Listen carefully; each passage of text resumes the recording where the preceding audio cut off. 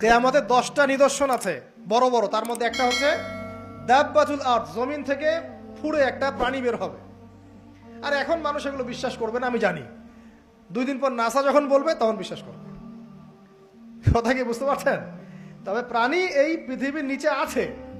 রাসূল সাল্লাল্লাহু আলাইহি ওয়াসাল্লাম বলছেন 10টা আলামত না আসা পর্যন্ত কিয়ামত হবেই না। তার মধ্যে একটা হচ্ছে দাব্বাতুল আরদ, জমিন থেকে একটা প্রাণী বের হবে, এবং এই প্রাণী শুধু বেরই হবে না, মানুষের সাথে কথাবার্তা বলবে। এবার মানুষের সাথে কথা বলবে প্রাণী। বিশ্বাস করছেন? এখন বিশ্বাস করছেন না জানি, কিন্তু প্রাণী মানুষের সাথে কথা বলবে। আল্লাহ পাক বলাতে পারেন না? পারেন। আচ্ছা, সামনে যান। ওই প্রাণী যখন দাঁড়িয়ে আছে রাস্তায়, এখন এই বালক বলছে আজকে আমি প্রমাণ করে নিব যে আল্লাহর আনুগত্যশীল ওই পাদ্রী সঠিক নাকি ওই জাদুকর সঠিক।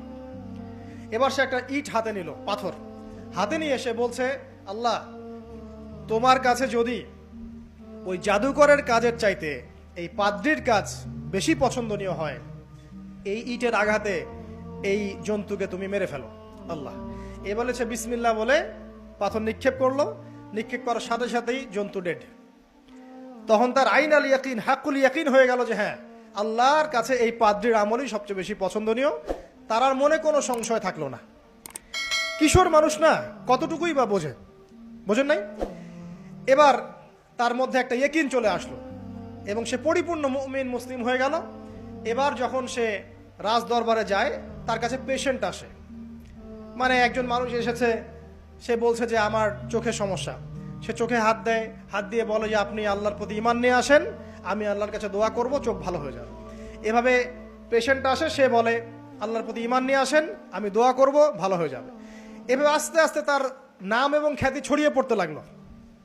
যেই তার কাছে আসে সে বলে আগে মুসলিম হন, ইমানদার হন, আল্লাহর প্রতি বিশ্বাস করেন, আমি দোয়া করব, ভালো হয়ে যাবে।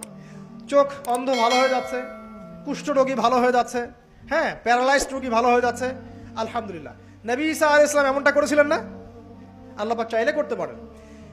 একদিন ওই রাজ দরবারের একজন মন্ত্রী আসছে, এবার ওই রাজার একজন এমপি সাহেব, তার চোখে সমস্যা, সে আসছে, এসে বলছে যে আমার এই চোখের সমস্যা, আমার চোখটাকে ভালো করার দরকার, তোমার কাছে কোনো ওষুধ আছে নাকি? সে বলছে যে আপনি আল্লাহর প্রতি ঈমান নিয়ে আসেন, আমি আল্লাহর কাছে দোয়া করব, আপনি ভালো হয়ে যাবেন। এবার সে আলহামদুলিল্লাহ ঈমান নিয়ে আনলো এবং সে ভালো হয়ে গেল। এই ভালো হয়ে যাওয়ার পরের দিন যখন সে আবার ওই পার্লামেন্টে গিয়েছে আর কি, ওদের তৎকালীন রাজদরবারে, এবার রাজা ওকে দেখে বলছে যে তোমার তো চোখ অন্ধ ছিল, কিভাবে শেফা লাভ করলে? তো সে বলে না কিভাবে শেফা লাভ করলো, সে বলতে চাচ্ছে না, কারণ সে আজ করছে যে বললে সমস্যা হবে।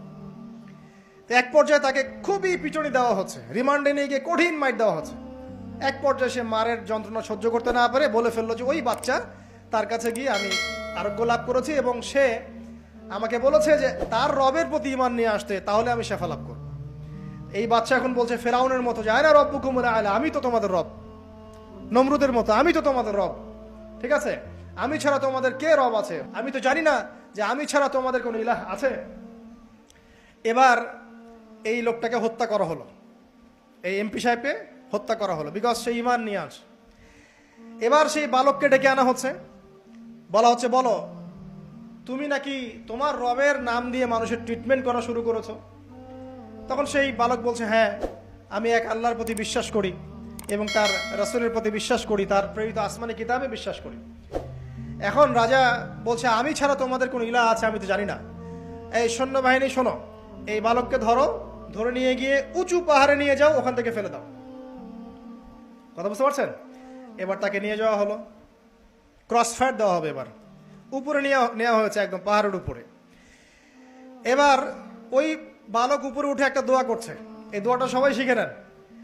ওই বালক উপরে উঠে দোয়া করছে আল্লাহুম্মা কফিনিহিম বিমা শি'তা, আল্লাহুম্মা কফিনিহিম বিমা শি'তা, আল্লাহুম্মা কফিনিহিম বিমা শি'তা। পাহাড় থরথর করে কাঁপা শুরু করলো এবং ওই সৈন্যবাহিনী পাহাড় থেকে পড়ে গেল, বালকের কিচ্ছু হলো না। আমি কিন্তু বানোয়াট কোনো গল্প বলছি না, এটা কোরআন থেকে বলছি এবং এটা তাফসির। আপনি যে কোনো তাফসির পড়েন, মারিফুল কোরআন, তাফসির ইবনে কাসির, জালালাইন পড়ে দেখেন, জাস্ট পড়ে দেখেন আমার সাথে ডিবেট করার আগে। এবার সে বালক হেঁটে হেঁটে চলে আসলো রাজদরবারে। আবার কি ব্যাপার, তুমি মরো নাই? না, আল্লাহ আমাকে বাঁচিয়েছেন, আমার রব আমাকে বাঁচিয়েছেন। আবার পাঠানো হচ্ছে আরেক দল সেনাবাহিনীকে নিয়ে, যাও এবার ওকে সমুদ্রে নিয়ে যাও, সমুদ্রের মাছ সমুদ্রে ডুবিয়ে দিবে একদম। আবার সে ওখানে গিয়ে বলল আল্লাহুম্মা কফিনিহিম বিমা শি'তা, হে আল্লাহ, অর্থ হচ্ছে হে আল্লাহ আমার বিপক্ষে যারা আছে আপনি যা দিয়ে ইচ্ছা ওদের বিরুদ্ধে আমাকে সাহায্য করেন। অর্থটা হচ্ছে এমন, আল্লাহুম্মা কফিনিহিম বিমা শি'তা, আল্লাহ আপনি আমার জন্য যথেষ্ট হয়ে যান, ওদের বিরুদ্ধে আমার জন্য যথেষ্ট হয়ে যান, যা ইচ্ছা তাই দিয়ে আপনি হেদায়েত করুন, আমার মানে আমাকে হেফাজত করুন। ঠিক আছে, আল্লাহুম্মা কফিনিহিম বিমা শি'তা, ছোট্ট দোয়া। এবার ওই সমুদ্র উত্তাল হওয়া শুরু করলো এবং ওরা জাহাজ থেকে পড়ে গেল। এই বাচ্চা সেফলি আবার চলে আসলো রাজদরবারে। বিশ্বাস করছেন না?